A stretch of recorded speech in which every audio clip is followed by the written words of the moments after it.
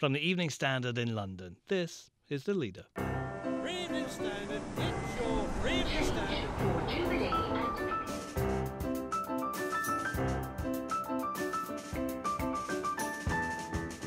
Hi, I'm David Marsland. Rory Stewart for London Mayor. He's written in the Evening Standard to announce he'll run as an independent in the next election. He says he'll sort the city out. And the reason that I'm going to be running there, to be Mayor of London, is that I believe that the way to fight back is through this great city. Our political editor Joe Murphy says it's come as a bombshell in Westminster. Later. What the IAAF president, Seb Coe, is looking at is sort of, it's a balancing act almost. On the one side, he's trying to send the sport to new regions, but also going back to its powerhouses, its traditional bases. So with that in mind, London is always going to be in the reckoning and the conversation around the World Championships. After success by Katrina Johnson-Thompson and Dina Asher-Smith, why London should host the 2027 World Athletics Championships. Also, we begin with a sickening montage of atrocities. Beheadings of innocent people in orange jumpsuits. Was this Boris Johnson's Hollywood bid? The script he allegedly wrote with a role for Scarlett Johansson. Emily Sheffield's seen the pitch and takes us through it.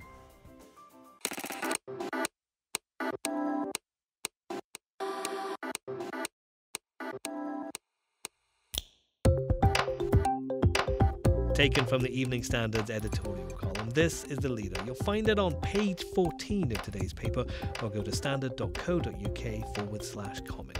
In a moment, Rory Stewart's independent bid for London Mayor.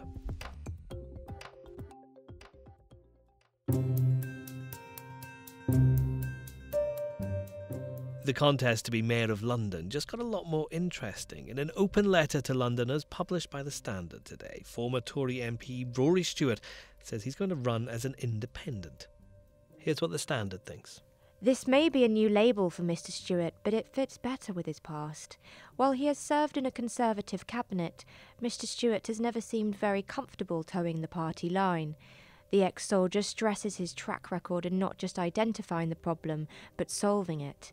If he can clean 30,000 truckloads of rubbish from the streets of Kabul, he believes he can keep litter off the pavements in Kennington and Kensal Rise. Of course, he's not the first to make all these observations about what's right and what's wrong in our city, or claim he's the one to fix it. We will need to hear much more in the coming months about why his answers are any better than the ones we've heard before. It won't be easy for Mr. Stewart to win, but it's certainly not impossible. You can read Rory Stewart's letter in today's paper, and it's online. Our political editor Joe Murphy saw it this morning in our Westminster office. Joe, how's the announcement gone down with the Tories and Labour? Like a bombshell. Tory High Command are just open-mouthed at this. This really does change things. It changed things in several ways. One, it makes the mayoral contest more unpredictable. Two, it means that the chances of the official Conservative candidate Sean Bailey are really reduced, and the bookmakers have already relegated him to a 10-to-1 outsider slot and installed Rory Stewart as the second favourite to Sadiq Khan in the race. He spoke when he was running for the leadership of the Conservative Party so much about his constituency in Penrith. Is it a surprise, as it appears to have been for the parties, that he's now going to run for Mayor of London? Is there a strategy here? It's always awkward if you have been a politician representing two different parts of the country, and in the past, politicians who have changed location have come under fire from old or new constituents.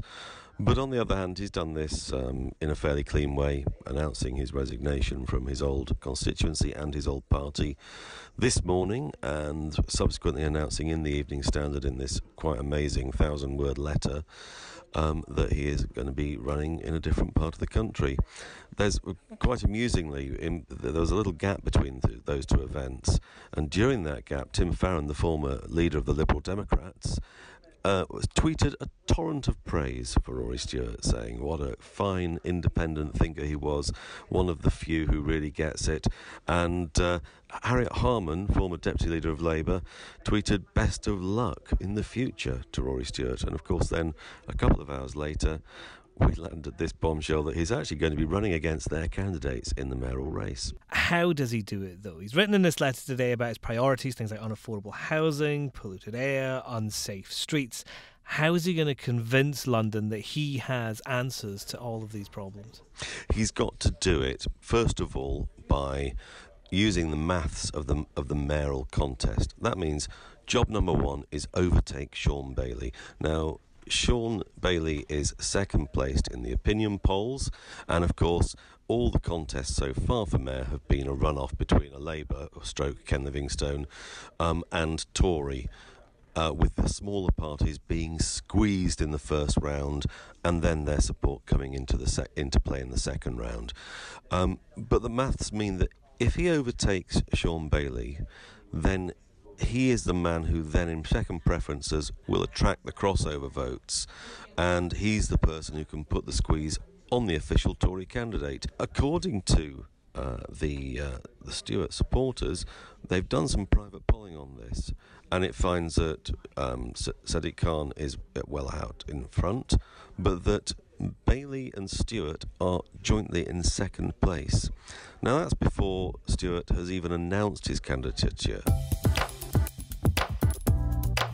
Next. I love running in the UK, and I'm really happy that I'm getting to run at the UK later into the season.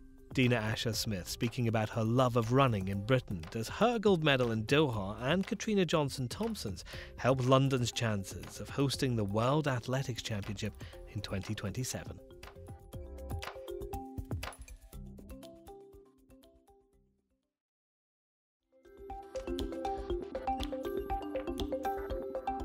Lord Coe, the president of Athletics' governing body, wants the World Championships to return to London as early as 2027. So does the Standard.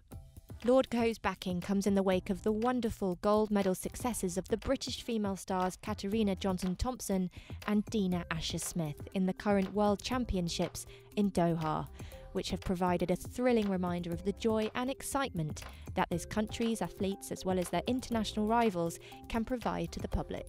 This city has recently hosted both the 2012 Olympics and the 2017 Athletics World Championships.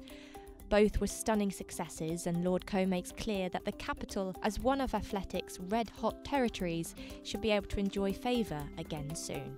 We agree. Let's bring the 2027 World Championships to London. The Standard's Matt Majendie's been watching the events in Doha, and he says Lord Coe will need to show more than UK success this year to bring the event to London in the future. What the IAAF president Seb Coe is looking at is sort of, it's a balancing act almost. On the one side, he's trying to send the sport to new regions, hence it being in Qatar and Doha at the moment, but also going back to its powerhouses, its traditional bases. So it's going to Eugene next time round in America, which is a big hub for athletics. So with that in mind, London is always going to be in the reckoning and the conversation around the World Championships. What it did 2 years ago as host, it proved it could do it very successfully, selling nearly 750,000 tickets. It was 50,000 people to most sessions, in contrast to here in Doha, where we've seen quite empty stands. And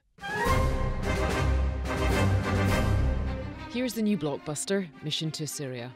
A glorious wish fulfillment dream movie, a mixture of Golan Globus and Raiders of the Lost Ark. that's an extract from a pitch it's claimed that Boris Johnson wrote for a Hollywood movie with a part for Scarlett Johansson or maybe Angelina Jolie. The Evening Standard columnist and the founder of This Much I Know News, Emily Sheffield, has read the whole thing, and she's with me now. Emily, we have to say that Downing Street hasn't confirmed that Boris Johnson has written this pitch, I suppose, for the screenplay that you've seen. Someone with a very similar writing style to him, though, isn't it?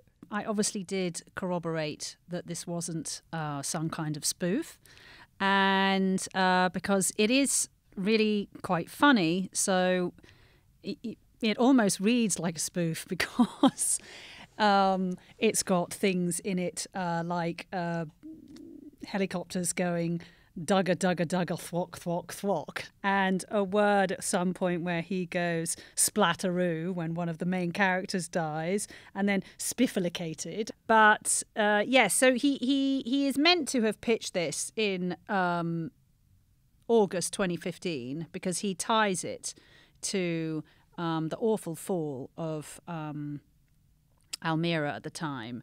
And I genuinely believe that the whole world at that point was watching in horror. And I haven't, there is meant to be a full film script. I have to say with absolute openness, I have not seen this. But this pitch did amuse me in its awfulness, I suppose. I was struck by it. Although one editor at the Standard who first saw it said, "Oh, I'd definitely go and see this film." I mean, I wouldn't. I don't know. See, you say awfulness. I saw a little bit of ambition there, particularly in the people he thought could play these characters. Scarlett Johansson, yeah? Come on, Scarlett Johansson, but that's every middle-aged man's dream, isn't it? Straight man's dream is that Scarlett Johansson plays your lead. And I quite like the description of his lead male character. It's the whole thing is like Raiders of the Lost Ark, as he says. But the fact that he calls him Marmaduke, but it sort of gets worse. It's not just Marmaduke. This is when I first got it, I was laughing very loudly to myself. Marmaduke Montmorency Burton. I mean, who comes up with that? I Googled it, and Marmaduke Montmorency Burton did in fact exist in 1781. Well, there you go. See, if Boris Johnson wrote this, we know one thing. He does know his history. So is this based on a real person? I don't know. There's very little to go on Marmaduke Montmorency Burton. Yeah, I think it was just a name. I suspect actually came straight out of Boris's head. How serious do you think he was about this?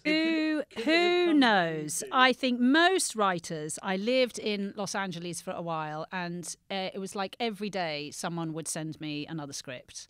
I think most writers, and Boris, started out as a journalist. Most journalists think they've got a book or a film in them, and I suspect this was the moment he thought he had a film in him.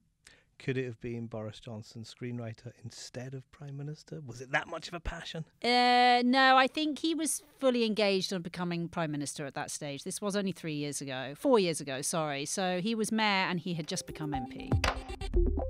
That's The Leader, taken from the Evening Standard's editorial column. We're delivering analysis and opinion every day at 4. You can also keep up to date through bulletins on your smart speaker. There's a new one of those at 7 every morning. Just ask for the news from the Evening Standard. We're back tomorrow.